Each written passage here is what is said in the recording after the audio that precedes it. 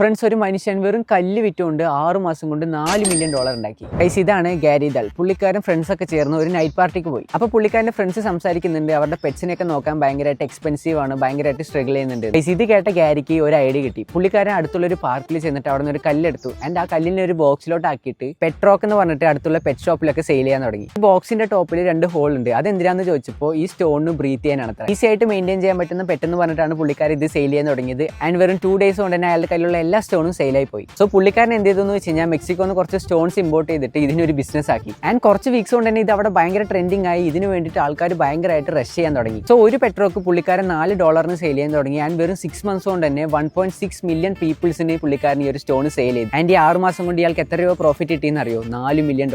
അതായത് Indian money around ഒരു 10-20 കോടി രൂപയാണ്. സോ കറക്റ്റ് ആയിട്ട് മാർക്കറ്റ് ചെയ്തെന്ന് വെച്ച് കഴിഞ്ഞാൽ നമുക്ക് കല്ല് യൂസ് ചെയ്ത് പോലും മില്യൺസ് ഉണ്ടാക്കാന്നുള്ള എൻ്റെ ഒരു എക്സാമ്പിൾ ആണ്. സോ ഇത് കണ്ടപ്പോൾ നിങ്ങൾക്ക് എന്താ തോന്നി എന്നുള്ള കാര്യം കമന്റ് ബോക്സിൽ കമന്റ് ചെയ്യാൻ. ഇതുപോലുള്ള ഇൻട്രസ്റ്റിംഗ് സ്റ്റോറി